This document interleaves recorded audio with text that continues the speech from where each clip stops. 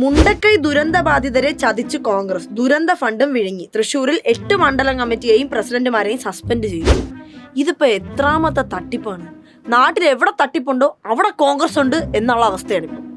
ഇന്നലെ തൊട്ട് മറ്റേ സ്കൂട്ടറും തയ്യൽ മെഷീനും ഒക്കെ കൊടുക്കാന്ന് പറഞ്ഞ് പാവങ്ങളെ കയ്യിൽ നിന്ന് പൈസ വാങ്ങിച്ചിട്ട് ആ പൈസ പറ്റിച്ചതിന്റെ വാർത്ത വരുന്നുണ്ട്. അതിലുണ്ട് കോൺഗ്രസ്. ഇന്നാള് ബാങ്കിൽ ജോലി കൊടുക്കാന്ന് പറഞ്ഞ് വയനാട്ടിൽ ആളുകളുടെ കയ്യിൽ നിന്ന് പൈസ വാങ്ങിച്ചിട്ട് അതിന്റെ കടക്കണിയിൽപ്പെട്ട് ഒരു കോൺഗ്രസ്സുകാരും മോനും ആത്മഹത്യ ചെയ്യേണ്ട അവസ്ഥ. മുണ്ടക്കൈ ചൂരൽമല ഉരുൾപൊട്ടലിൽ എല്ലാം നഷ്ടപ്പെട്ട മനുഷ്യർക്ക് കോൺഗ്രസിന്റെ പഞ്ചായത്തിൽ നിന്ന് കൊടുത്തത് പഴകിയ അരി. അപ്പൊ ആ അരിയുടെ പൈസ മറിച്ച് കുറെ പുട്ടുണ്ടാക്കി എന്നുള്ളതാണ് കാര്യം.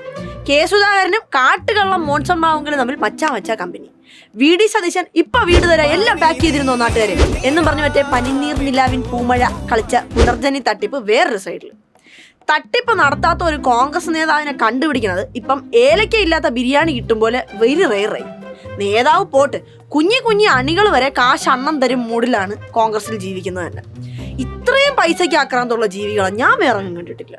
10 വർഷമായിട്ട് ഭരണം കയ്യിൽ ഇല്ലാത്തതുകൊണ്ടാണെന്ന് തോന്നുന്നു ഫണ്ടൊന്നും മറിക്കാൻ വയ്യാതെ എല്ലാവരും പട്ടിണിയും പരിവട്ടമായിരിക്കും.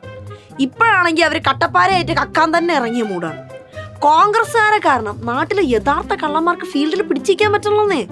അല്ലെങ്കിൽ ഈ സ്കൂട്ടർ തട്ടിപ്പ് വിഷയം മാത്രം ഒന്ന് ആലോചിച്ച് നോക്ക്. പഞ്ചായത്ത് വഴി സീഡ് റെപ്രസെൻറ്റേറ്റീവിനെയൊക്കെ സെറ്റാക്കി എന്തൊരു പ്ലാനിങ്. വേറെ ഒരു ഫീൽഡിൽ ഒരു പാർട്ടീനെ കൊണ്ട് ഇത്രയും കോമ്പറ്റീഷൻ ഉണ്ടാവില്ല.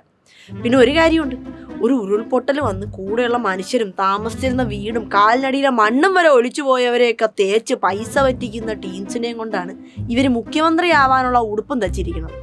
ഇവര് എന്ന് പറഞ്ഞൊരു കാര്യമുണ്ട്. ഒരു സാധാരണ പൊളിറ്റിക്കൽ പാർട്ടിയിലാണെങ്കിൽ ആര് മുഖ്യമന്ത്രിയാവുമെന്ന് ആ പാർട്ടിക്കാർക്കും ആ നാട്ടുകാർക്കും പോട്ടെ, പാർട്ടിക്കാർക്ക് നല്ല ബോധ്യം കാണും. ഇവരങ്ങനെയല്ല.